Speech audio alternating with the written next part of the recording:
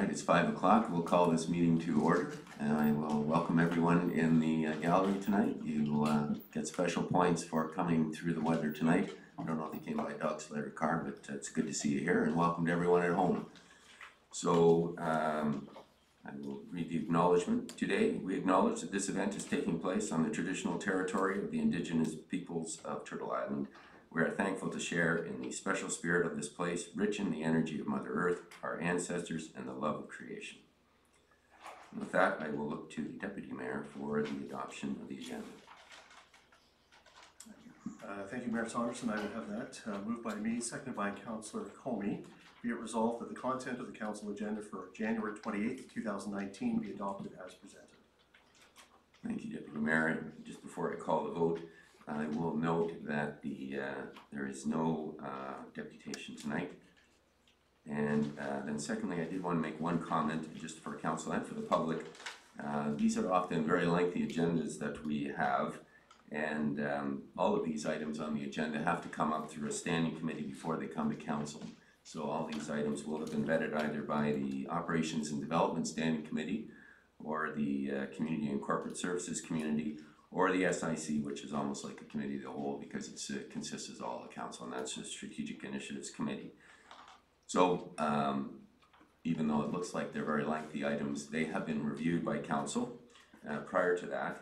And just as a note too, helpful for council and others, that staff reports on the title page in the upper right column will indicate if there have been amendments or not. And if there have been no amendments, that means it's the same staff report that was previously before the committee. If it indicates that with a yes that there have been amendments, then the report has been changed. And just as one request or food for thought for staff, if a change is made to a report since the standing committee meeting, perhaps you could redline it just to highlight it for council so they know what the change in the report is to shorten the review getting ready for council meeting. I don't know if you can take that under advisement. Certainly, just to clarify as well, the amendments should be contained specifically in the amendment box underneath the recommendation. Oh, okay. Yeah. All right, well that clarifies. Thank you for that.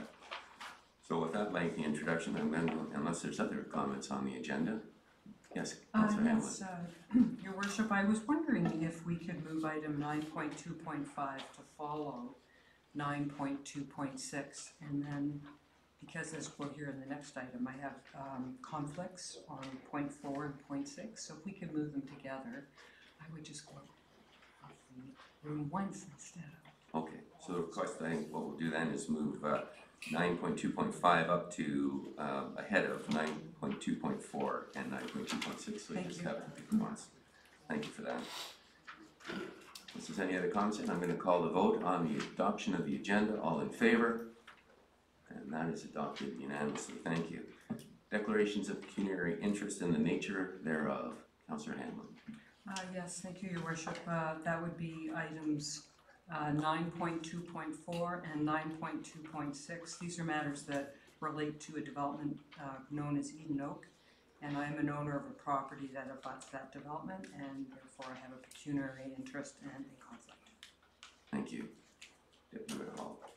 Thank you. When we go in camera this evening, I have a professional working relationship and therefore a pecuniary interest with one of the applicants. And so for the particular board that they've applied to, I will step away for that portion only. Good, thank you very much. Any other conflicts? Seeing none, we'll call a vote, but if you see yourself in a situation as we get through the agenda, please let us know at that time. All in favor, oh sorry, now we're going to move on to the adoption of the minutes. I think I'm looking to you, Councillor MacLeod. Be it resolved, moved by Councillor MacLeod and seconded by Councillor Berman, be it resolved that the minutes of the council meeting held January 14th, 2019 be approved as presented. Thank you. Any questions or comments about the minutes before I call the vote? Seeing none, I will call the vote. All in favor? That is carried unanimously. And any business arising from the previous minutes? Seeing none, we will move on then to community announcements, and I'll start with you, Deputy Mayor Hall. Thank you, Mayor Saunderson. I have nothing this evening. Councillor MacLeod. It might be a short one. I also have nothing this evening. Everyone wants to get home before there's 3 feet of snow. Councillor Comey. Oh goodness, so I'll make up for it then. I'll say that a great time was had last Friday at Yappy Hour in support of the Humane Society, which was hosted at Side Launch Brewery. It was a lot of fun. Everybody got to have enjoy some brew and bring your dog and do some fundraising for the Humane Society. I'd like to thank all council who participated in Hockey for Hope. It was great. The girls' hockey really appreciated everybody coming out, dropping pucks, watching the games, and of course, in support of my friend's house, over $1,000 was raised and 3 carloads of goods were able to be sent over. So a very special thank you to all the parents and to Ivy Martin. And this coming Saturday, Magic of Children in the Arts is hosting a free art class at the library for children ages 4 to 13 from 10 a.m. to 12 p.m. To sign up, you can go to magicofchildren.ca or the library front desk. Thank you. Thank you, Councillor Conley. Councillor Matligan. I have none this evening, Mayor Saunderson. Thank you, Councillor Doherty. Thank you, Worship. So on February 23rd is coming up the annual Coldest Night of the Year event fundraiser in support of Home Horizons, Barbara Whiterhouse Home for Youth. And February 23rd is the date. People who wish to sign up either individually to walk or to sign up teams can do so by going to Coldest Night of the Year / Collingwood. Also, we have been challenged to enter a team on behalf of council, so there's our challenge, and I'll be speaking to all of you individually, getting you to walk alongside. Also, there is a blood donor clinic scheduled for February 1st at the Collingwood Legion. And finally, annual Whiskey-licious, great event in downtown Collingwood is scheduled for February 1 to 14. That's it for me, thank you. Good, thank you, Councillor Doherty. Councillor Berman. Thank you, Mayor Saunderson. I've got 2, both health related. First of all, it's the middle of flu season, as I found out the hard way. It caused me to miss a meeting last week, and when I had the doctor diagnose me, he gave me some interesting information about this year, and I called the Simcoe County District Health Unit to get a bit more, so I just want to pass a couple things along. First of all, the strain of flu that's going around this year is one that was included in this year's vaccination, and it is working. They told me that if you have been vaccinated, as I had, you can still get the flu, but the vaccination weakens the effects, and it really only involved, for myself, a couple of days of bed rest. People that haven't been vaccinated this year are typically affected for 3 or 4 weeks with much greater symptoms, and a number have had to be hospitalized. They told me that we are mid-flu season, and a second wave often happens between March and May, so that it's still smart to get your flu shot. If you haven't, it takes about 2 weeks to take effect, and you'll be protected for the rest of the flu season. I hope you're right on that. You will. My shot, but it doesn't seem to stop. The second one is, I believe this Wednesday, January 30th, is Bell Let's Talk Day. I don't want to address the Bell part, just the need for conversation to overcome the stigmas that are still there. So I just want to say from my own life experience, I was diagnosed with a general anxiety disorder about 14 years ago, and since then I take 40 milligrams of Ciprolex a day. I've learned a lot of tools through healthcare professionals, and it's changed my life. I wouldn't be able to sit here, I don't think, if I had not spoken about it. And about 4 years ago, through that process, I was diagnosed with ADHD, and I started taking 27 milligrams a day of Concerta, and as with the anxiety, none of it no longer controls my life, even though I'm very aware of it when I speak here. So, you know, I wouldn't be here without speaking up, so I just encourage, as this annual event takes place, that everybody that feels like they don't have a choice to reach out and talk to someone about it. Thank you for sharing that, Councillor Berman. Councillor Jeffrey.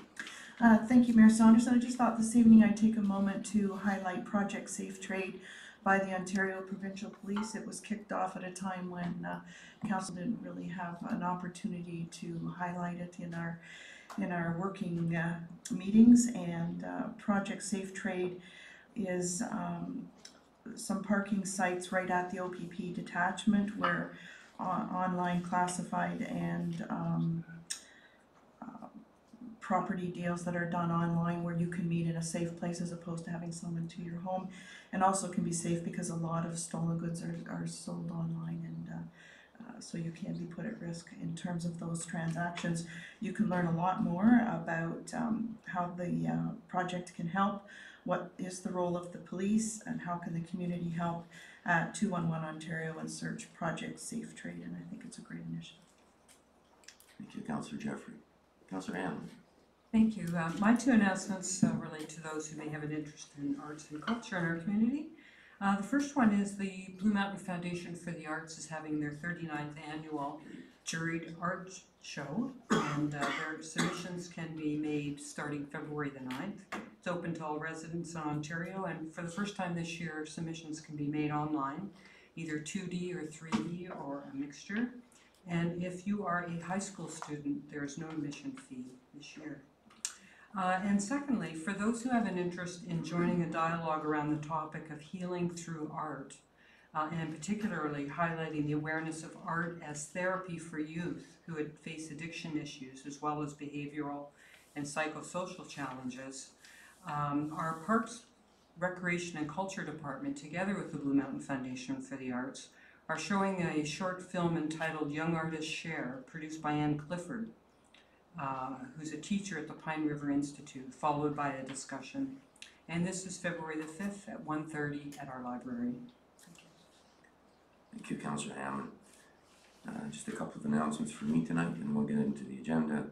On January 16, I attended the Hockey Day in Collingwood events. It was on a full day, starting with the elementary schools in the morning, and then ending the day with games between the Jean Vanier team and the CCI team for the junior girls and junior boys. It was excellent hockey. It was well attended, and it was a great event. And congratulations to CCI. Their hockey class was the one that organized today, and it was a very successful event. On Sunday, February 3rd, the youth public speaking competition will be held at the Canadian Legion in the Normandy Room. So I welcome people to come out to that. You will see many great speakers, some probably future politicians in there. And the last item I had was just to say that on Tuesday, January 22nd, we held the first CGMH Municipal Advisory Forum meeting over at the hospital. It was hosted by the hospital, and this is the new advisory forum that will be moving forward with the 4 or 5 municipalities now served by our hospital. So there was Clearview Township, Wasaga Beach, Collingwood, Grey Highlands, and a representative of Grey County. So this is an important organization that will be making sure that we work together as municipalities with our hospital to ensure the best possible patient outcomes for our regional hospital, and to make sure that we're all moving together to push the ball forward in terms not only of the development, the capital development, but just the operations of the hospital and delivery of services on the ground. And having said that, we will move then into the consent agenda. Councillor Comey, do you have that motion? I do, thank you. Moved by me, seconded by Councillor Doherty. Be it resolved that the general consent agenda, having been given due consideration by council, be received, and that's items 7.1 through 7.6.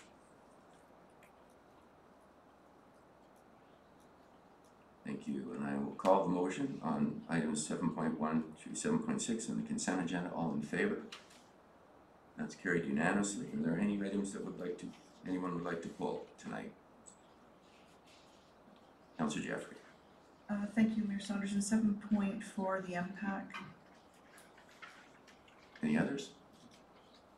Seeing none, then Councillor Jeffrey, the floor is yours. Thank you.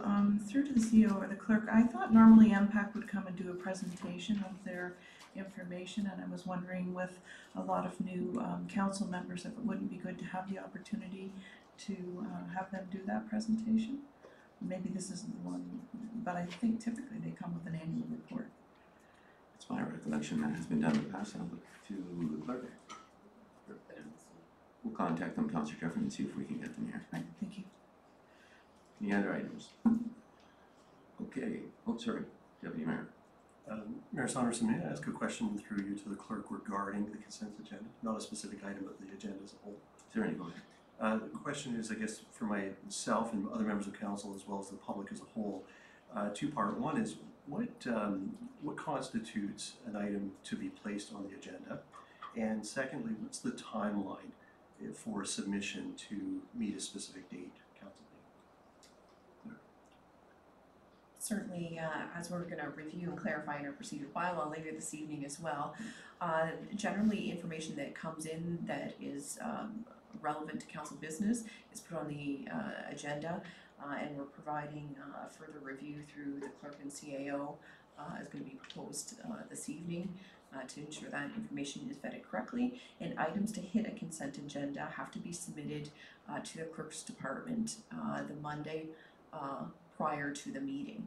So the information would have to hit the clerk's department by noon prior to the meeting to have a full vetting of it. However, we do have an agenda review on Wednesday afternoons, and if the matter is of urgent information or matters that come up as a result of a standing committee, those items can be added onto the agenda if received by noon on Wednesday.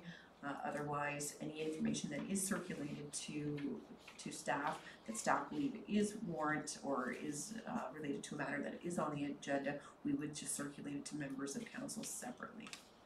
So I know that you have received an additional piece of correspondence that was received actually yesterday, and I believe it was from the Marriott Watershed Trust Foundation.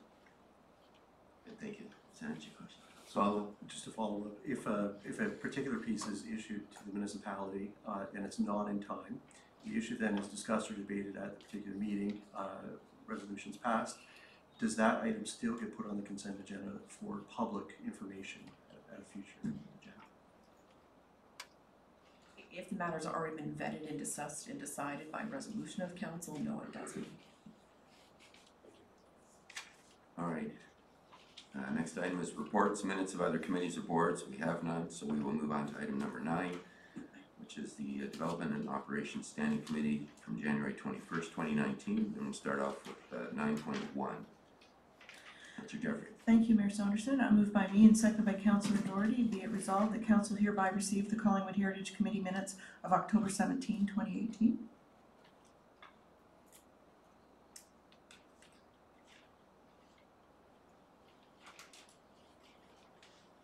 Council, any questions or comments on this item before I call the vote? Seeing none, then all in favor? That's carried unanimously. Thank you. Next item, 9.2, staff reports. Thank you. Moved by me and seconded by Councillor Doherty. Be it resolved that staff report P 2019-02 be received and council extend the draft approval for the proposed Red Maple Plan of Subdivision for a further 3 years, which takes it to March 25th, 2002.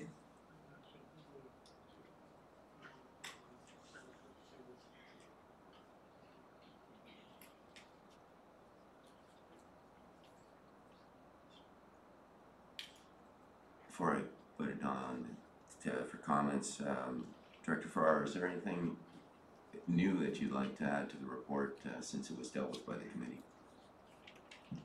Thank you for the opportunity, Mayor Saunderson. No, I think we had a fairly thorough discussion about this one last week.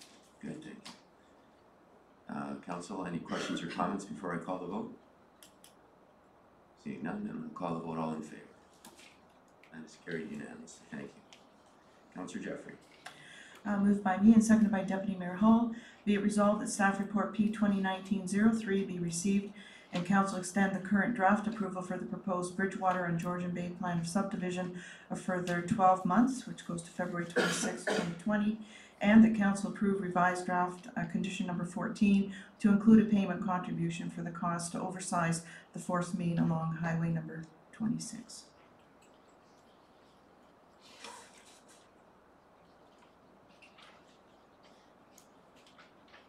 Thank you.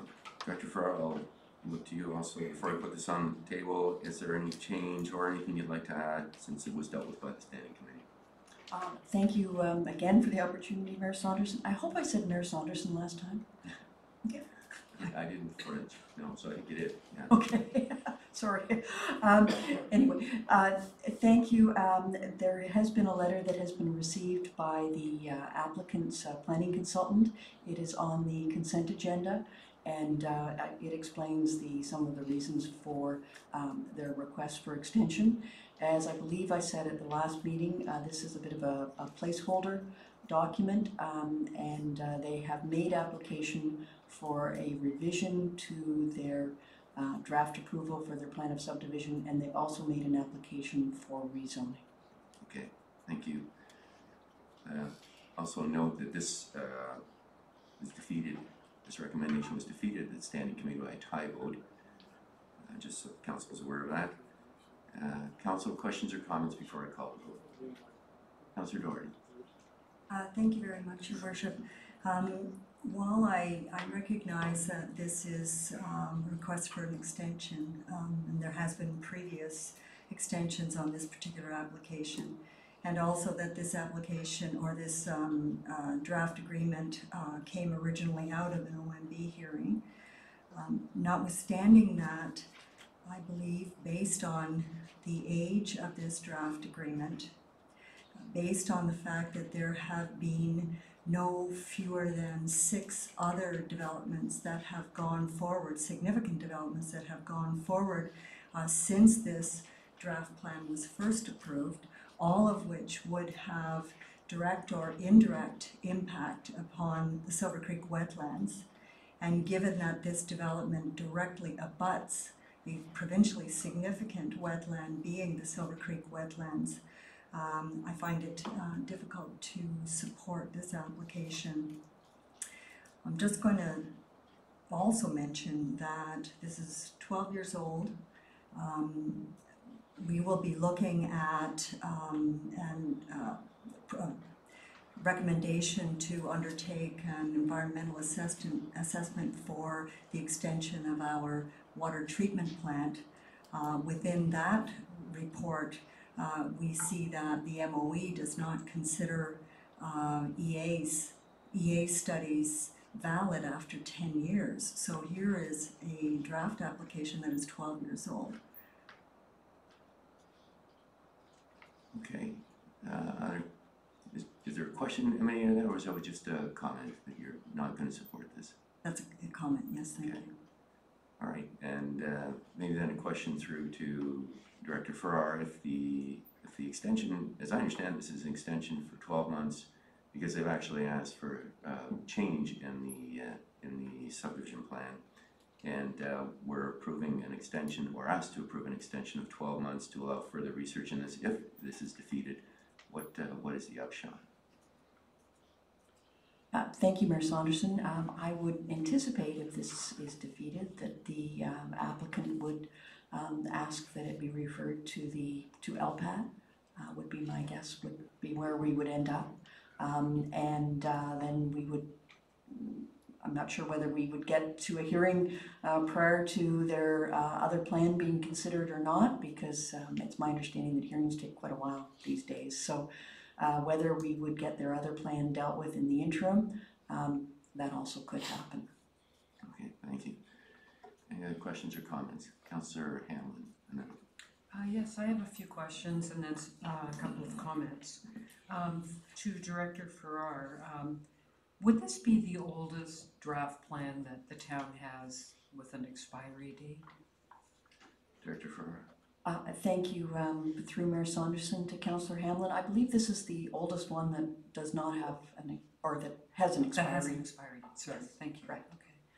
And my second question is, are you able to tell at this time how many units can be justified on this property? I know from your report here, there's been a request to increase the number of units from, well, not a request, but a change to a rezoning application, I guess, and their draft plan application change, to change the number of dwellings from 320 to 655. What's your comment on that? Yeah, through myself, but just, I guess, the comment the motion is for a 12-month extension to allow that process to continue. But having said that, can you answer the question, please, Dr. Farrar? Yes, thank you, Mayor Saunderson, through you to Councillor Hamlin. Where we are at the present time is that there have been environmental reports that have been submitted, and we are waiting for those reports to be commented on by the NVCA. I appreciate that answer and apologize if I put you on the spot for something that really isn't being dealt with. The motion today is just for the extension. So, is that your question? Thank you, Sam? yes, Yeah. and then I have a few comments. Is this a good time or? If it's on the motion for the extension, yes. Right, yes, okay. From what I can determine, we have some 5,000 units, residential units, in the planning process, in the pipeline, I might say, in our community. And at what I can see from our various planning reports, we have an average household population of 2.2 people per unit, which would mean we have right now in the pipeline about an additional 11,000 residents without one more application. And if we add that, because I've been thinking about this, to the 22,000 approximately current population, that gives us 33,000 people. And the growth plan that has a schedule that relates to our town indicates that by 2031, our population isn't to exceed 33,400. So I see so many of these draft plans that have been hanging around for a long time, and this is the oldest one. It's a bit long in the tooth. I can see that from time to time the developer has his planner, draw more lines on the application and resubmit them, and has certainly been here a number of times for extensions. But I think we're going to have to start dealing with these, and to me this is an obvious one that needs to be dealt with. And if the applicant is serious about doubling the density on this property, he's going to have to do his work, and I think let's just see how serious he is. My other concern, and I say this generally about all these units that are in the pipeline, but particularly with respect to these old draft plans, my understanding is that once their property receives draft plan approval, the value of the property would go up, which is good. But it then allows the property to be traded at a higher value. It allows financing to be obtained on the property, maybe not used for that property, because if the property is a long way from being brought to market, it'll be used for other reasons. But all to say that I think that having so many properties in the pipeline, we're in fact encouraging speculation in our home housing market. And I have a concern that we're driving up the price of our housing because we have given all this approval to all these lots so far in advance of when they're ever going to come to market. So all to say, and I'm sorry for such lengthy remarks, my conclusion is this is one that should not be renewed. It was approved in 2007. The developers had lots of time to think about this one, and we should send it back to the drawing board. Thank you. Councillor Madigan. Thank you, Mayor Saunderson. I'm looking forward to putting support to this, and I'll tell you why. It's 12 months. We have a fairly new council, and it'll allow us the 12 months to get our heads wrapped around this. And I believe that this developer is adapting to the needs of Collingwood and the needs of the people that are moving here. That has sure changed since 2007, and I'm happy to throw support behind this. And hopefully within 12 months, it will have a shovel in the ground. And then again in 12 months, rather than going to a higher decision maker, we can look at it again in 12 months. I don't think that's a long time to ask, for 24 or 36 months, so I'm happy to throw support behind this and see what these guys can do after 12 years. Thank you. Any other questions or comments? Deputy Mayor Collingwood. Thank you, Mayor Saunderson. I too will be supporting the motion that's before us. This came before our committee last week, and it was defeated. It was defeated because there were 4 members present at the table, and we had a tie, and that's what created the defeat, just for clarification. I would echo Councillor Madigan's comments that it's a 12-month window. It's not a 24 or 36-month window. It gives us as an opportunity as a council sort of to get our feet firmly planted as it relates to all of the applicants that are before us. whether it be in the short term and the long term, that we're going to be looking at a number of things.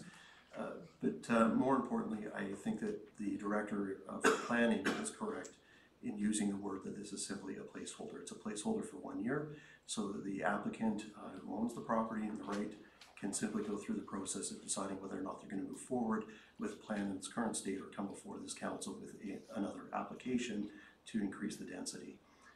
If they choose to come forward with a different application, that's a separate issue to this motion tonight, and we will deal with it at that time. Thank you. Thank you, Deputy Mayor. I think we've had some healthy discussion, good opinions expressed on this, so I'm going to call the vote. All those in favor? Opposed? Duly noted. Thank you very much. Councillor Jeffrey. Thank you, Mayor Saunderson. Moved by me and seconded by Councillor Doherty. Be it resolved that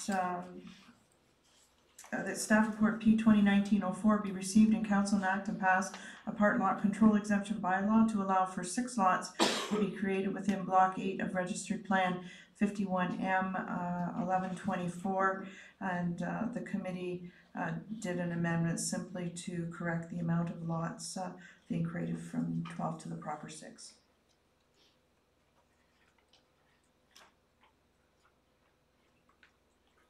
Council, questions or comments? Seeing none, I'll call the vote. All those in favor? That is carried unanimously. And we're now going to go to item 9.2.5, is that right? I have the bylaw first. Oh, the bylaw, sorry, my apologies, go ahead. Moved by me, seconded by Councillor Doherty. Be it resolved that bylaw number 2019-003, being a bylaw to exempt a portion of land from the part lot control provisions of the Planning Act, be enacted and passed this 28th day of January 2019.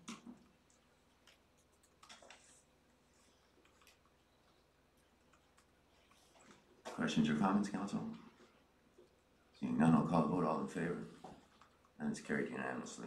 Now, we will go to 9.2.5, the proposed land acquisition. Councillor Jeffrey.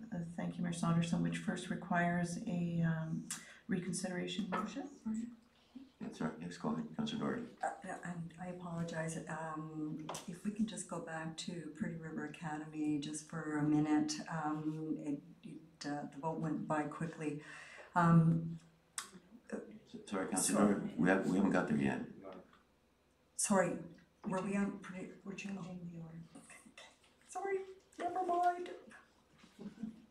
Okay, so this is requiring a reconsideration motion, so it is moved by me and seconded by Councillor Doherty. Be it resolved that council reconsider the motion to acquire land from Pretty River Academy. And just for clarification, this motion needs to carry by a majority of 2/3 in order to allow the reconsideration to go forward.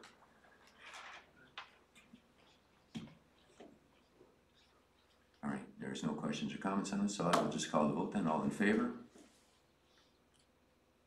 It's carried unanimously. Now, Councillor Jeffrey, the main. Right. Moved by me and seconded by Deputy Mayor Hall. Be it resolved that staff report P 2019-06 be received and require that the land acquisition include the condition that if land is to be transferred, it is declared surplus by the town.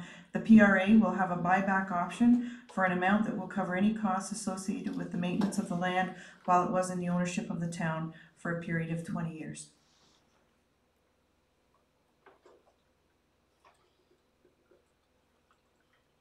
My understanding of the rationale for that is it's a cost recovery mechanism, that if we incur, the town or taxpayers incur any costs related to this land, and in the event it's sold back to Pretty River, they will be reimbursing us for all costs incurred over the time that the town has owned the property. Questions or comments around the table? Councillor Jeffrey. I think the other important point, Mayor Saunderson, also was that it would require something being triggered by the town of Collingwood as opposed by the people donating the property, so that was another kind of a fail-safe. Yes, that's correct. Councillor Berman. Thank you, Mayor Saunderson. Can I just ask, sorry, how the period of 20 years was arrived at? I think it's a Planning Act consideration, but I will look to Director Farrar on that. Thank you, Mayor Saunderson, through you to Councillor Berman. It was a recommendation from our lawyer. Thank you. Any other questions or comments? Councillor Doherty? Is there any wisdom, and this is a question to either the planner or to the clerk through you, is there any wisdom to also attaching this particular condition only to Pretty River Academy, such that if the academy is ever sold, that another party to whom we may or may not want that right assigned cannot execute this clause against the town? I'll look to the CAO for that. Thank you, Worship. That would be changing the conditions at the point at which we had an agreement with PRA. So we'd have to go back and renegotiate the agreement.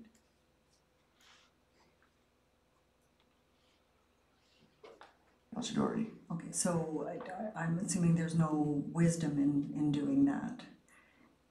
Well, And where I'm going with that is if the Pretty River lands property is acquired by another interest and that interest executes this buyback with the town, and perhaps it is not in the town's best interests to sell it back to this party. yeah, I think that's in legal. Through your Worship, I think Councillor Jeffrey addressed this point. There's a trigger here, and the trigger is the town. It's not PRA or any subsequent purchaser of that land. It's us who would have to trigger that provision, the buyback provision. Okay. All right. Seeing no other questions or comments, I'll call the vote then. All in favor? That's carried unanimously. Councillor Hamlin, we're going to go now to 9.2.4, authorization to discharge the development agreement on Eden Oak. Thank you, Mayor Saunderson. Moved by me and seconded by Deputy Mayor Hull. Be it resolved that staff report P 2019-05 be received and council authorize the discharge of the development agreement from the subject lands, Eden Oak McNabb subdivision, conditional upon the execution of the pending subdivision agreement.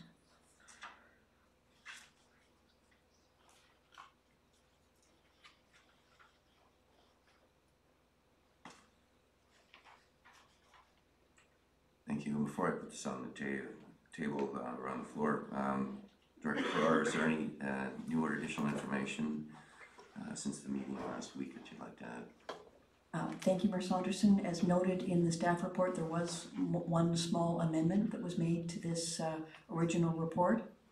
And the amendment, I can read it. It was that this would only happen pending the subdivision agreement, basically. Thank you. Good, thank you very much.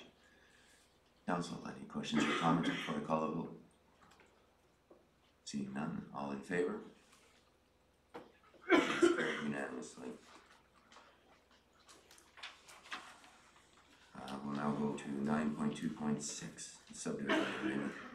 Thank you, Mayor Saunderson. Moved by me and seconded by Deputy Mayor Hull. Be it resolved that staff report PW 2019-03 be received and council authorize the mayor and clerk to execute the Eden subdivision agreement by passing the attached authorizing bylaws, subject to staff receiving the remaining securities and administration fee. And at committee, the amendment was that subsequent to the Development and Operations Standing Committee meeting, the developer has provided an undertaking ensuring the fence work, which I think Councillor Doherty confirmed the definition to include the retaining wall, be complete by June 30th, 2019. And the terms of the undertaking were satisfactory to town staff and town solicitor.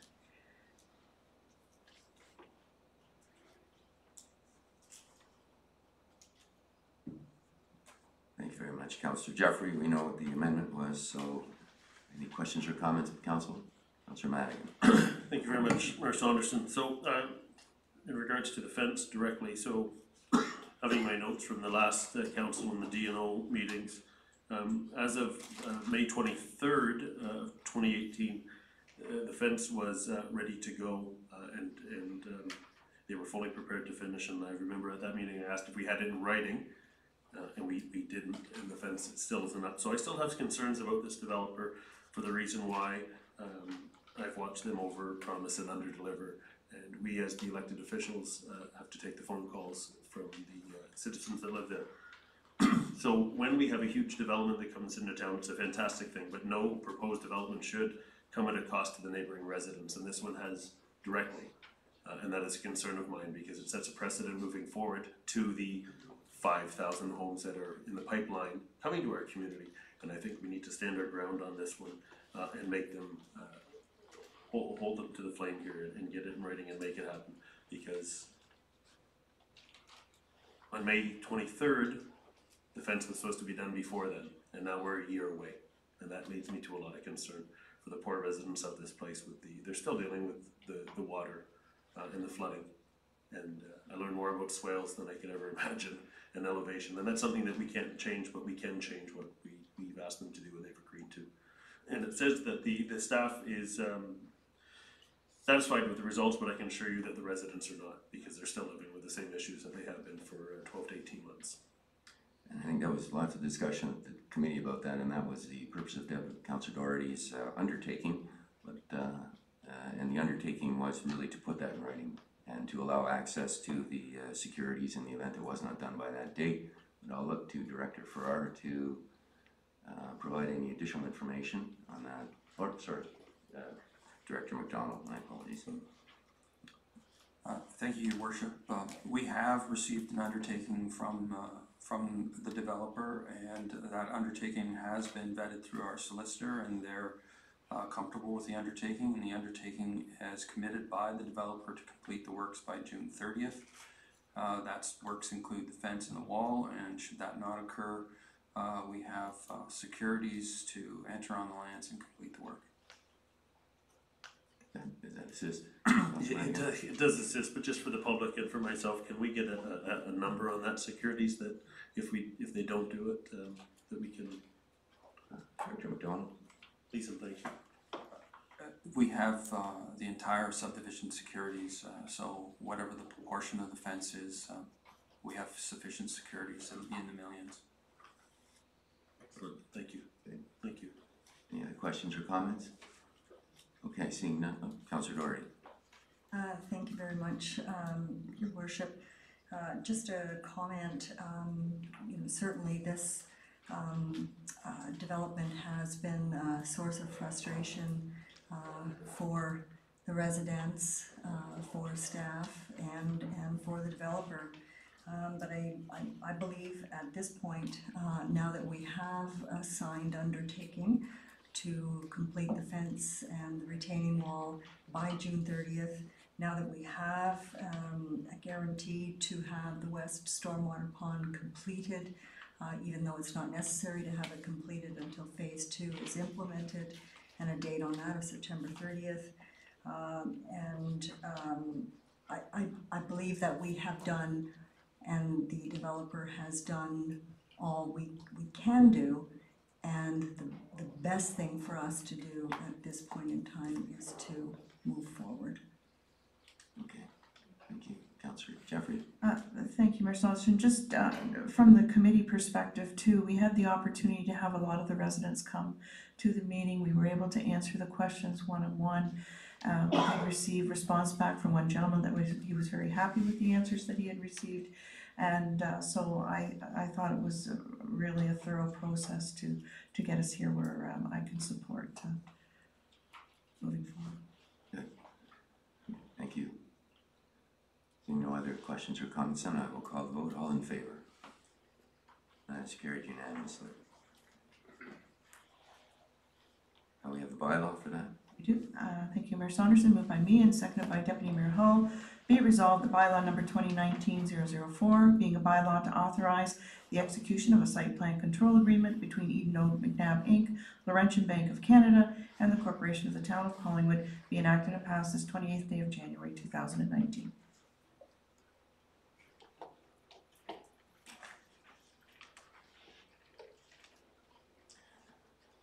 Questions or comments, Council? Seeing none, I'll call the vote then. All in favor? And it's carried unanimously.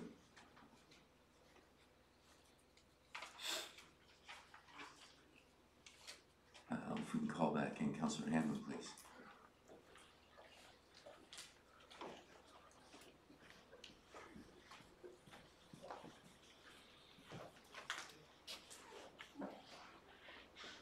Nine point two point seven, transit trial service review, Councillor Jeffrey. Thank you, Mayor Saunderson, moved by me and seconded by Deputy Mayor Hall. Be it resolved that staff report PW 2019-01 be received as an update on the transit pilot project and background for consideration of a permanent service enhancement during the 2019 budget deliberations.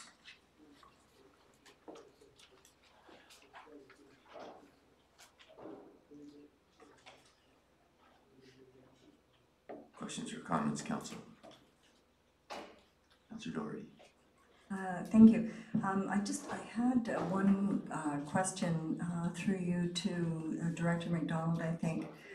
So when we look at the impacts for full year as opposed to the costs for just the trial, proportionately it would come out less than what the projected costs for trial is.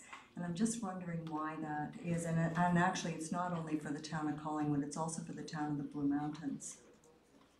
Director McDonald. Through your worship, if I understand the question correctly, I think that our preliminary estimates in terms of revenues were lower than what we had anticipated, and the program has been quite successful. We're getting additional riders, and we've used that in our projections forward in terms of budget cost. Good, thank you. Councillor Doherty. Thank you. It's certainly a good news story that's certainly providing an important service to our residents, and it seems to be doing it at a more cost-efficient basis than we anticipated, so I think that's something to be celebrated. Councillor McLeod. Through you, Your Worship, has there been any, I am assuming this is to Director McDonald, has there been any consideration given of travel times? We talk about ridership, but do we measure in any way how long it takes to get from point A to point B? I'm thinking of someone who lives in the west end of, or rather the east end of Collingwood, who has a job up at Blue Mountain, and how long it takes them to get there. Councillor McDonald, or Director McDonald. Through your worship, yes, that's part of our scheduling. We've looked at all of our partners, both Wasaga Beach and Blue Mountains, and everything meets at the same time at the downtown terminals and transfers from there. So if someone was catching a bus on the east end, it's a half-hour ride to the downtown, depending on where they got it. They then transfer onto the Blue Mountain bus, and if they're going to the resort, is less than a half hour to the resort. So certainly our times are part of our scheduling, so that everything's coordinated. Thank you. Okay. Questions, comments? Then I will call the vote. All in favor? It's carried unanimously. Standing Committee report, Councillor Jeffrey. Thank you, Mayor Saunderson, moved by me and seconded by Councillor Hanlon. Be it resolved that Council received the Development and Operations Services Standing Committee report from its meeting held January 21st, 2019 as presented. And just by way of comment, Mayor Saunderson, just to highlight the summary we had by Peggy Slama and Evan Orser to provide an overview and update of our backflow prevention program, their accomplishments to date, and they reviewed some of the modifications to the program with us, so it was an excellent report.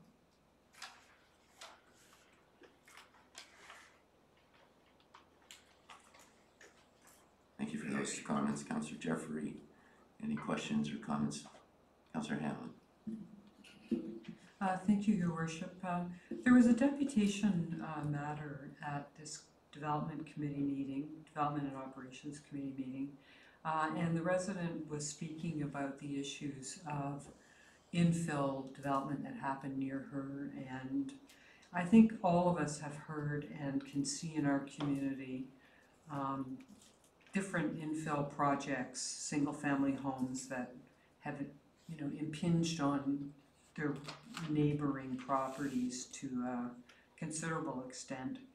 And I was wondering, and I have a question through you, Your Worship, to our Director of Planning. whether it would be possible for us to schedule a public meeting to hear from residents as to the issues they see on infill development in our community. Before I pass that through, we are going through our OP and planning policy review, and I'll look to Director Ferraro or the CEO. I'm sure that that type of input would be part of that process as we move forward to revise our policies, given what we've learned from past projects. May I just respond to that briefly? I have asked at several meetings over the last month or so, our Director of Planning, whether she would be able to deal with infill, bylaw changes to infill specifically. And it arose out of her report early on that she intended to bring some changes forward to the bylaw. And her comment, to me has been that in this room that her plan was to bring forward changes to the infill bylaw, maybe not until the summer. And so this request I'm making for a public meeting, and my question whether it be possible, would be to get information from our residents on the issues that they feel are important, with a view to informing staff for when they come forward so they have something to work with.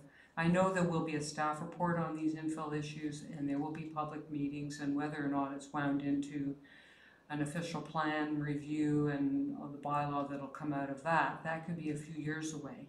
But I'm specifically asking, just so you're aware, of changes that would be made to our zoning bylaw to address how we can address the, I'm going to call them the monster homes that we're seeing come up in our community that don't have regard to the neighboring properties. Thank you. I think maybe at this point, I think this is something we probably need to take under advisement. I understand the issue you're referring to, Councillor Hamlin, and I think maybe that would require some discussion, and maybe we could have a sit down. Thank you. Okay, thanks. So in light of those comments, then I'm going to call the vote on receiving the Development Operations Committee meeting minutes. All in favor? It's carried unanimously. Okay, motions. We have no motions before us today, so we'll go.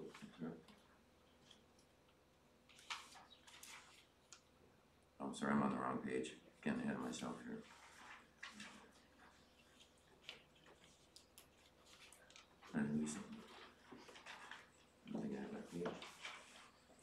Okay, so we will then move into staff reports. 10.1 from the Strategic Initiative Standing Committee. Do you have that, Deputy Mayor? I do. Thank you, Mayor Saunderson. Moved by me and seconded by Councillor MacLeod. Be it resolved that the Council receive staff report C 2019-03 and enact and pass a bylaw to authorize the execution of the OPP contract for a period of 3 years.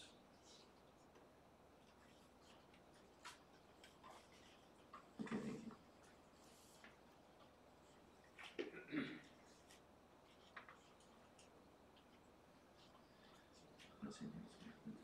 Okay, so I will look to clerk Collins to give us a brief overview. Certainly, we actually did include this under the section 11, but it pertains to that presentation that was provided at our Strategic Initiative Committee. So if council wants to deal with it, yeah, they're welcome to deal with it. Basically, the report summarizes the discussion. One of the items that were open during the OPP contract discussion was the term. They recommended not going with a 4-year term based on it falling within an election year, and recommended either going for a 3 to 5. In reviewing with the treasurer and the CAO, we recommend council enter into a 3-year contract. Okay, questions or comments, council? Seeing none, all in favor? That's carried unanimously. Bylaw to support that, Deputy Mayor. Are we dropping down to 11 then? That was initially under 11. Deputy Mayor, if that helps. Yeah, so you'd like me to bring it forward now? Yes, please. No problem. Mayor Saunderson, moved by me and seconded by Councillor MacLeod, be it resolved that bylaw number 2019-005, being a bylaw to authorize the execution on an agreement for the provision of police services between Her Majesty the Queen and Right of Ontario, as represented by the Minister of Community and Safety and Correctional Services, and the Town of Collingwood be enacted and passed this 28th day of January 2019. Thank you. Questions or comments, council? Seeing none, I'll call a vote. All in favor? That's carried unanimously. Back then to section 10, Deputy Mayor, dealing with the water treatment pre-budget approval. Oh, sorry, 10.1.2, community-based strategic plan. Thank you. 10.1.2, just a clarification, it's P2009-06, and then it's got the updated version 2019-07. I'm reading 7. Correct. Perfect, thank you. Moved by me and seconded by Councillor Comey, be it resolved that staff report P 2019-07 be received and staff be directed to undertake a refresh of the community-based strategic plan, including a public participation component and an update to the key performance indicators. Thank you. Questions or comments around the table? Councillor Comey. Thank you, Your Worship. I just wanted to reference back to the minutes of the committee where we, and just offer a comment where we stated, it was agreed that any survey prepared will be circulated to council prior to becoming available for public feedback. It was further confirmed that if a third-party consultant was recommended to undertake the task, that council approval would be required. Yes, I think that's correct. Noted by staff. Okay. Any other questions, comments? All right, seeing none, then I will call the vote. All in favor? That is carried unanimously. Now we're down to 10.1.3, pre-budget approval water treatment plant expansion, Deputy Mayor. Thank you. Moved by me and seconded by Councillor Comey. Be it resolved that staff report PW 2019-02 be received and council authorize the pre-budget procurement of engineering services for the R.A. Baker water treatment plant expansion.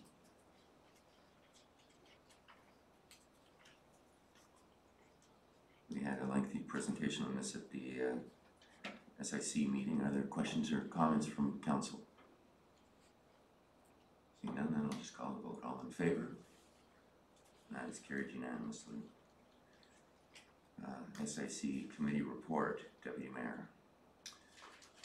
Moved by me and seconded by Councillor Comey. Be it resolved that the council receive the Strategic Initiative Standing Committee report from its meeting held January 22nd, 2019 as presented.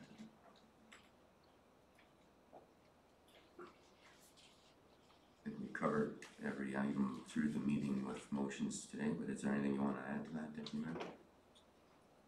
In terms of the actual content of the meeting, other than what we covered in the votes today? Okay, thank you. Questions or comments, council? Seeing none, all in favor? That is carried unanimously.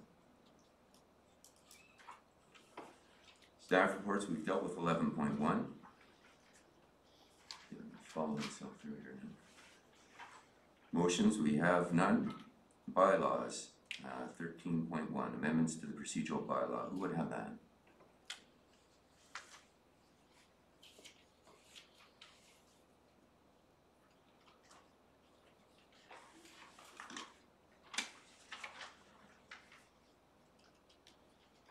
The Deputy Mayor gets it. Mayor will have it.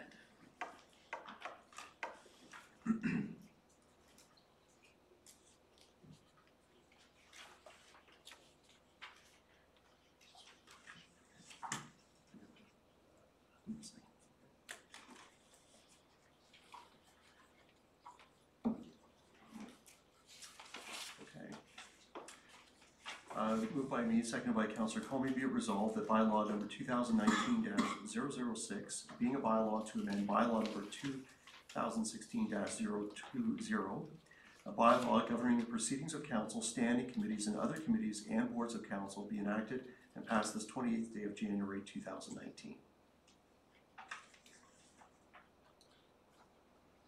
Thank you. If you want to take us through aspects of this, there's some highlighted changes. Thank you. Certainly, I recall why this motion wasn't circulated in advance. It's to provide this quick review on the consolidated version of the procedural bylaw. So procedural bylaw was approved by council in 2016 and has required a number of amendments and modifications since that time. So we've thought for housekeeping purposes, we advertised the changes to the procedural bylaw, including some housekeeping items, but I want to make sure that council is fully aware of the ideas and the changes that are included in this that go together with Councillor Hamlin's and Councillor Berman's notice of motions that were approved at our previous council meeting. So the housekeeping items in order are a change to the definition. So it did have a member of council or a member. So this procedural bylaw is in force for council meetings, standing committee meetings, board meetings, and advisory meetings. So the terminology member is consistent for all of those various bodies.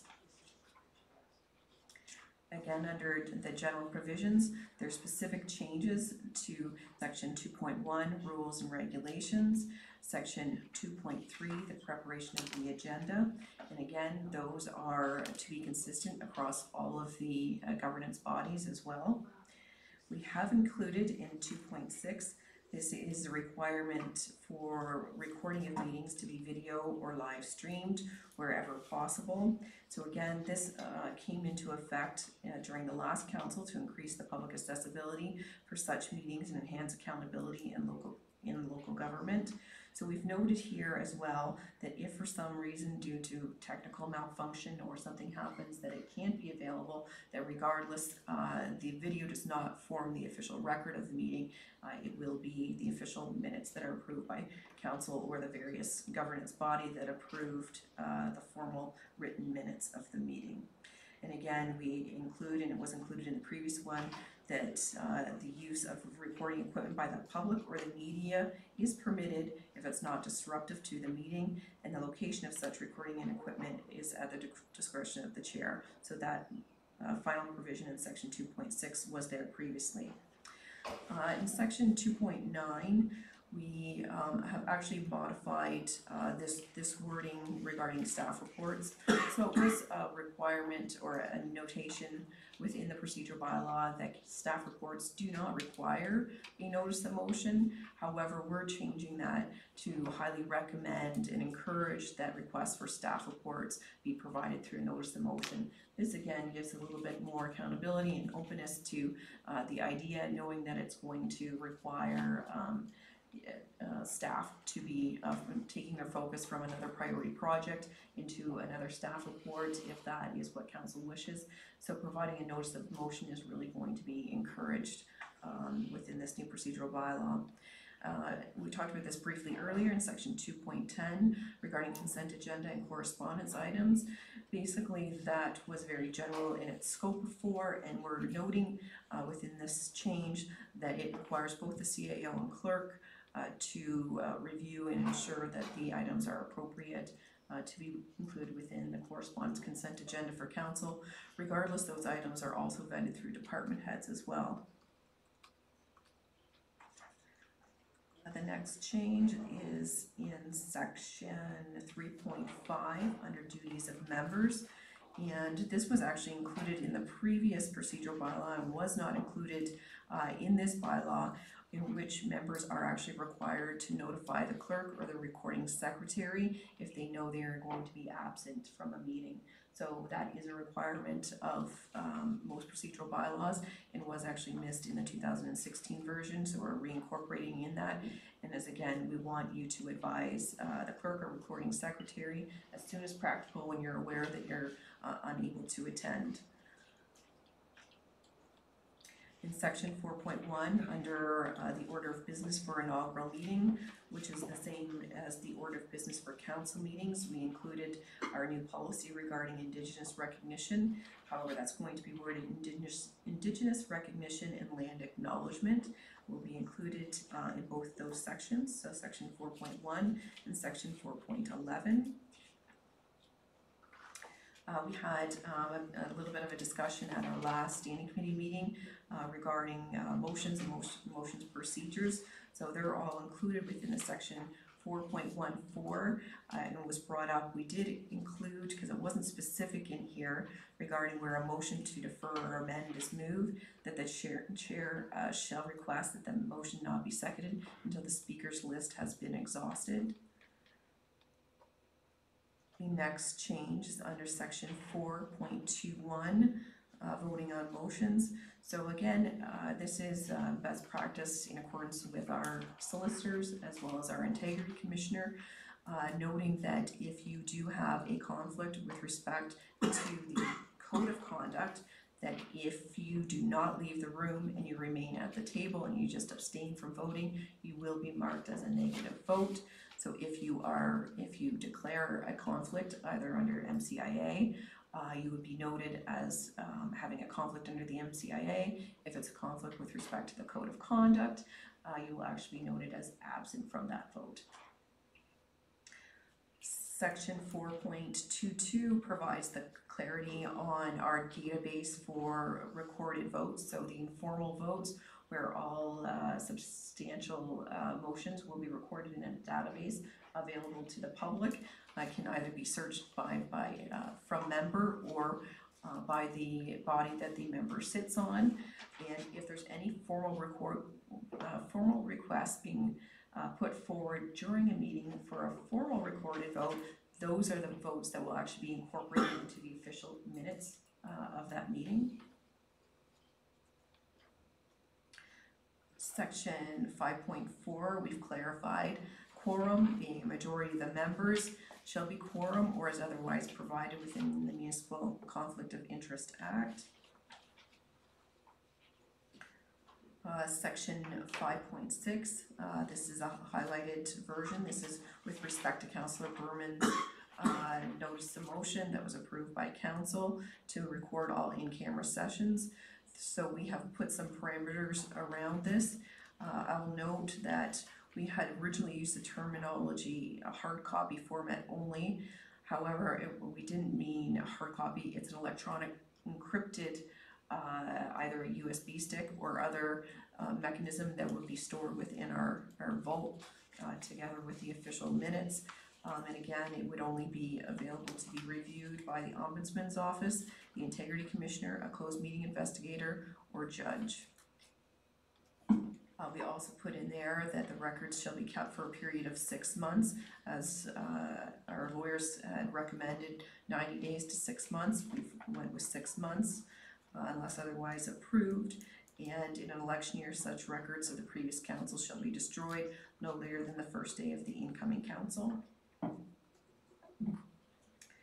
Under other committees and boards, we had in our previous bylaw that committees and boards motions did not require a seconder. It's best practice that there is a seconder. They always have seconders for their motions in our boards and committees, so we thought just to avoid any confusion, we would make it consistent with council, so we've removed that provision, so all motions would require a mover and a seconder. We've also put some parameters around the public participating in meetings and making that very similar to our standing committee process, in which a member of the public is welcome to speak to a matter that's before a committee or board. However, once that matter is before the committee for debate, that the public input has concluded by that point.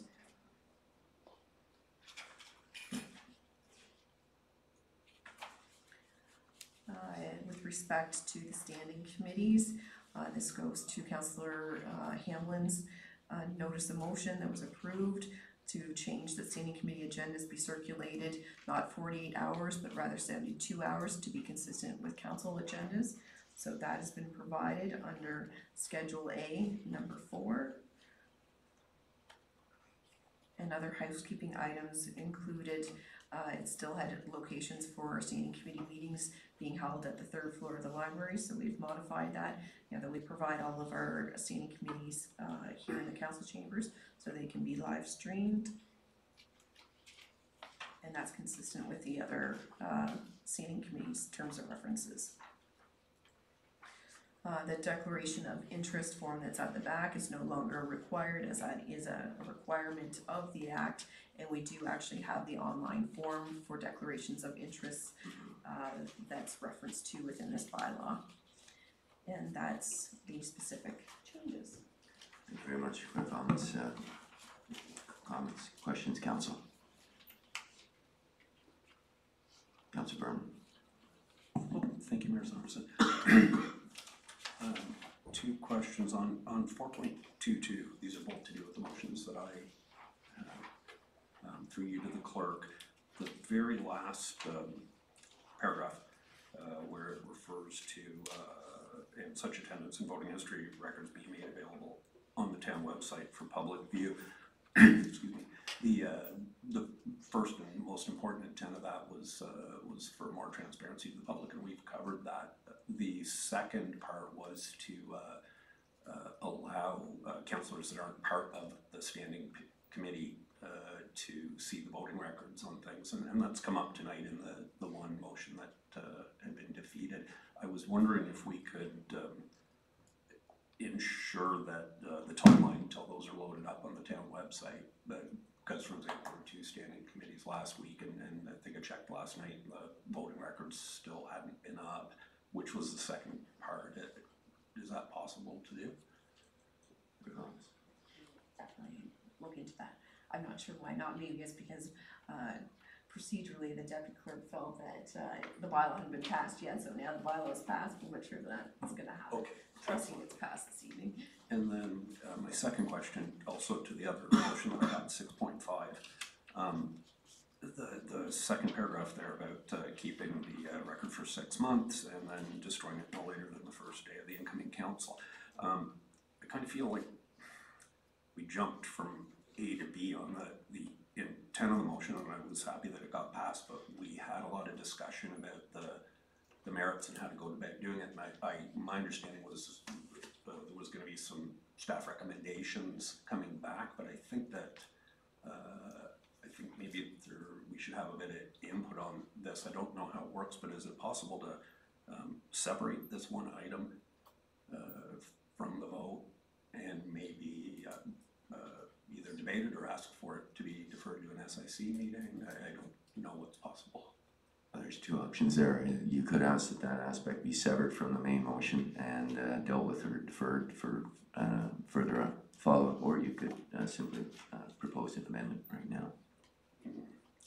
I don't think I'd want to propose an amendment because I want everybody to weigh in, so I'd ask that it be separated and then deferred or vote to deferred. So what we can do is we can separate it out of the main vote, and then you can ask that that aspect of the motion be deferred for follow-up. Okay, thank you. Okay. Any other questions or comments, council? Seeing none, I will call the vote on all aspects of the proposed changes, with the exception of the proposed changes to 6.5, the meetings in camera record. All in favor? That is carried unanimously. Councillor Berman, do you want to speak to the request at for deferral on that item?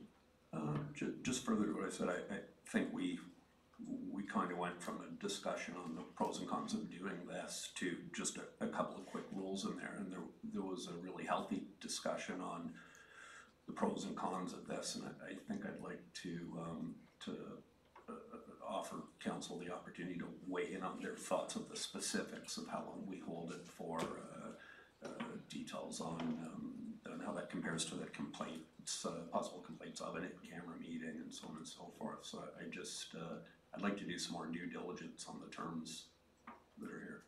So just so I'm clear, what you're asking for is a deferral on this item, not that you record it, but the length of time in which the recordings be maintained by the town. Yeah, really just on that last part. So on the 6 months, on the destruction, on the so on and so forth, just to be clearer. See you. What you say?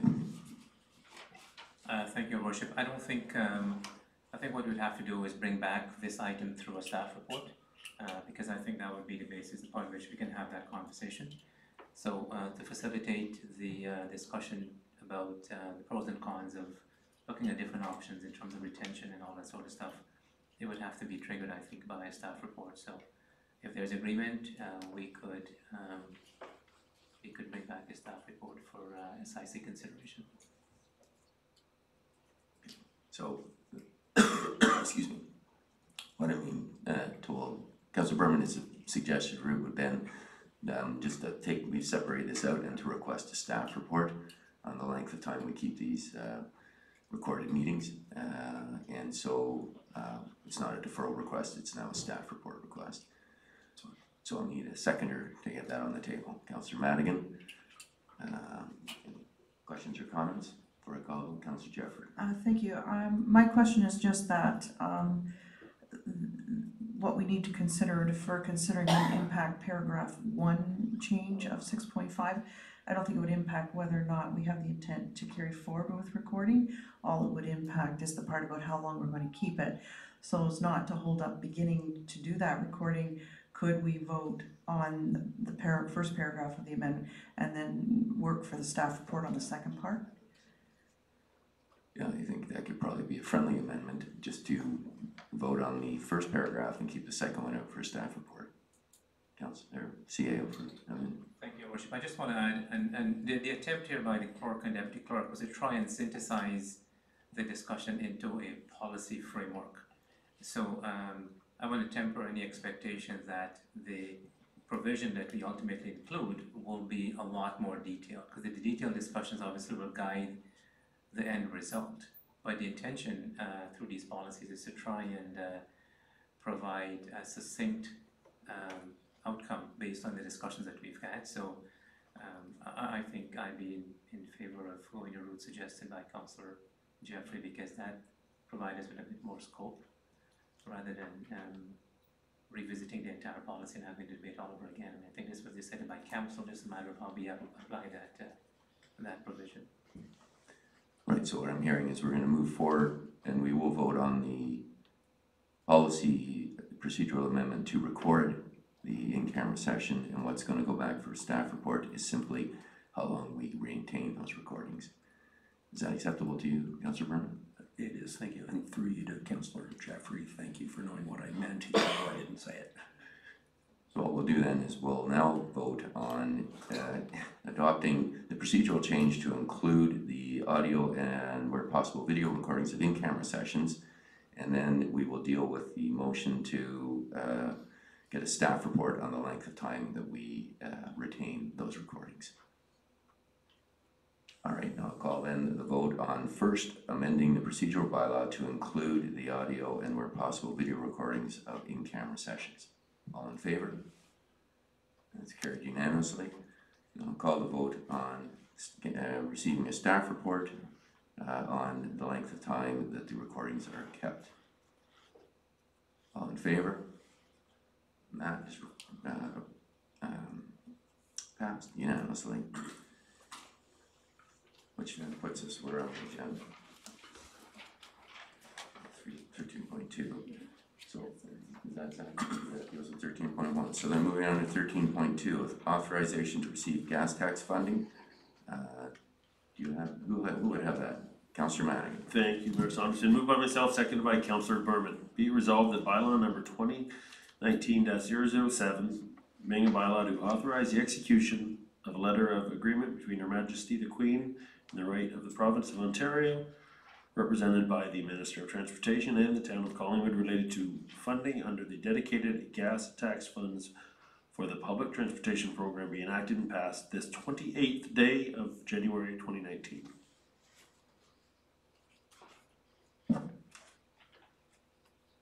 Thank you, Councillor Madigan.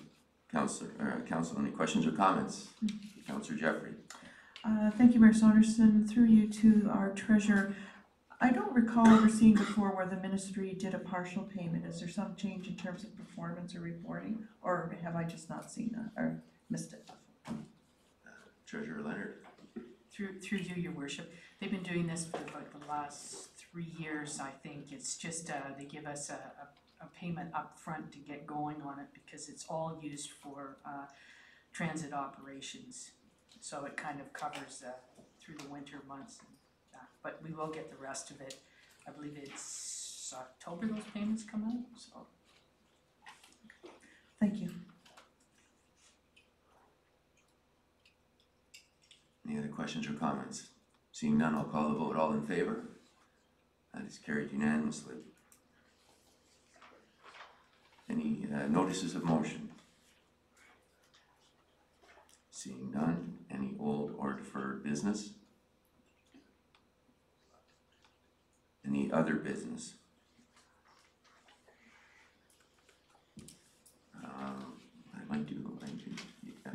Deputy Mayor, I know you wanted to make a few comments on the county budget, so why don't I pass that off to you at this point? Thank you.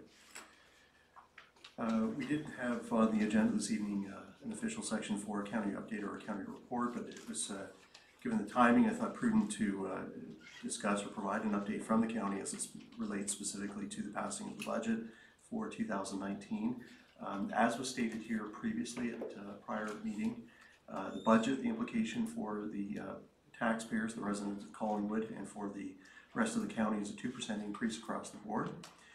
That 2%, if you were to break it down by $100,000 per assessment, is an increase of $5.70 per 100,000. So if you've got a house that's $500,000 in assessment, you would take the 570 and you multiply it by the 500,000, and that'll give you an idea as to what your increase will be for your taxes and what you'll be paying as a percentage going forward. It should be noted that in terms of your taxes on your tax bill, you're paying three components. You're paying a municipal tax, you're paying an education levy, and you're paying a county tax. And for every dollar that you're paying in tax, about 30 cents on the dollar goes to the County of Simcoe for a number of different services that they provide across the board. At the county, that number sort of translates, or it's consistent in the sense that for every dollar the county is spending, 30% of that is coming from the general tax levy, and about 70% of that is coming from other sources, the majority of that being from the province of Ontario. Obviously specific to town of Collingwood, we've talked about this before, but some highlights, and these are carryovers from the previous budget cycle, and some things that were passed in the county under our two previous representatives, Brian Saunderson being one of them, and former Mayor Cooper. The two most notable ones, of course, are the paramedic services, the new bay that's opened over on Ontario and St. Paul Street. And again, I mentioned before, but there will be a grand opening sometime in the near future. And more importantly, well, not more importantly, but perhaps on a grander scale, in terms of the number of dollars and the size and scope, are the two buildings that are under construction for summer, fall occupancy that relate to attainable and affordable housing. And those two buildings, of course, are at the corner of High Street and 2nd. We look forward to those number of units coming out. There's 140 plus units that will be coming on board, and they will be a mixed market, or a mixed use, I should say, in terms of the different rents as they relate to both attainable and affordable. And that's a very, very exciting development that's coming down the pipe, and again, funded greatly by the county, but also through provincial dollars that are allocated through the county, through the province, through the county down to the municipal level. And lastly, I'll just mention, this is sort of on a macro level, as everyone is aware, through the media and through other sources, the province of Ontario is undergoing a review of larger tier municipalities, and there are 5 regions, 2 counties that they are looking at. Those 7 upper tier levels of government represent the vast majority of urban dwellings or residents outside of the city of Toronto, so it's quite an undertaking they're looking at.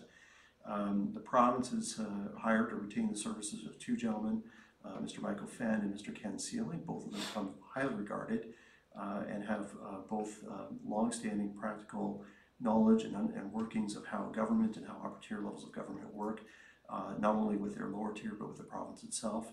And they will be undertaking in a very short period of time consultations with the various 7 upper tier municipalities and the lower member municipalities that belong to them to receive feedback, etc. I think that this, and I believe I speak for the mayor as well, that this is a positive thing, that any organization, whether it be public, whether it be private, should be always looking to review, and we haven't had a review of the County of Simcoe in terms of how it operates for an extended period of time. And so I think we welcome this so that there's research done in terms of what we're doing from a best practice, what things could be improved upon, etc. So it's a good news story in that respect. And just again, from a macro perspective, from the county, when people look to see, well, there's going to be a review, just speaking in the short period of time of being there, but a follower of the county for an extended period of time, I think that a general statement would be that they are a well-run outfit, a well-run upper tier of government, that they provide a number of excellent services on a broad and very specific basis to the lower 16-member municipalities. They have an excellent ratio or percentage as it relates to their debt, the debt management that they're carrying, and their credit rating is excellent. So it's a good news scenario or story, and we look forward to the review and having an opportunity to provide some input. Thank you, Deputy Mayor. You're absolutely right with the financial condition. Their debt to own source revenue is about 2.5% or less, and the only way their AA Standard & Poor's rating could go up is if the province dug itself out of the hole a little more. So thank you for that. Councillor Doherty, you had some comments on business? No, okay. thank you.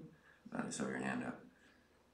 If no other hands are up, then I just would follow up on the CGMH Municipal Advisory Forum that was last Tuesday.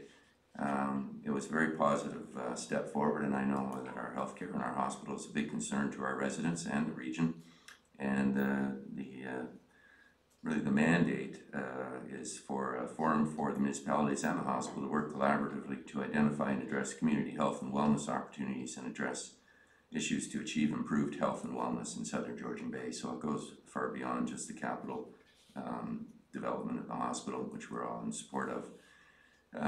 So we're looking for improved two-way information exchanges to discuss and provide advice pertaining to the health and wellness of the Southern Georgian Bay region, to understand the roles of municipalities and of the hospital in working collaboratively and jointly to positively impact health and wellness in the Southern Georgian Bay region, and to identify and advance in opportunities to advocate and engage public relations and communication opportunities to strengthen health and wellness.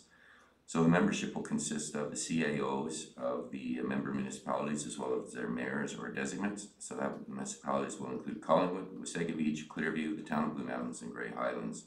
It will also include the vice chair of the CGMH Hospital Board, who will chair this committee, and that is Leslie Paul, and the chair of the CGMH Board, Kevin Campbell, as well as the president and CEO of the CGMH, Nora Holder. There will be a minimum of 2 meetings per year at the call of the chair, and I think currently we're looking to potentially meet quarterly. So we will may work on an increased number, but certainly no less than 2. And then each of the meetings I will be reporting back to you to report on the status of where we are. So that was really just the first meeting, and it was very productive. The second item I wanted to cover briefly is that on January 22nd, the reason I was late for the Development and Operations Standing Committee meeting was that I was at a roundtable with Michael Tobolo, Minister of Tourism, Culture and Sport at the County of Simcoe. It was a productive meeting, lasted about an hour with various mayors from Simcoe County as well as the warden. And the brief takeaway is that Minister Tobolo understands that tourism is not just an economic driver, it's also dependent on the economic circumstances of the various communities and our ability to support the tourism through things like attainable housing, workforce accommodation, and training, and so it's not a siloed approach. We're really looking at tourism and economic development as walking hand in hand. So that is good news. Simcoe County receives about 9 million visitors annually, and our numbers up here are roughly in the neighborhood of 2 million. So we certainly see over 25% of visitors that come to Simcoe County, and it's a large part of our economic driver up here. So it's something we need to foster and strengthen, and a large part of that will be strengthening our economic development. That's it for me, unless there's any others. Then I think we're looking at the motion to go in camera. Who would have that? I have that, your worship, moved by myself and seconded by Councillor Coney. Be it resolved, whereas the clerk hereby concurs the reasons for the in-camera session have been duly reviewed and considered, and the matters are authorized under the exception provisions to conduct a closed session in accordance with the Municipal Act prior to proceeding into closed session. Be it resolved, this council proceeds in camera in order to address a matter pertaining to personal matters about identifiable individuals, including town or local board employees, and the items for discussion are committee and board applications.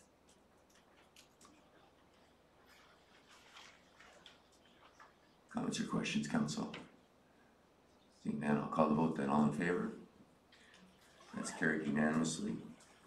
And given the nature of what we're discussing in camera, I can advise the press and the people who are following us by Rogers or live stream that there will not be a rise and report today. We will be passing the confirmatory bylaw, but we will not be reporting on our in-camera session.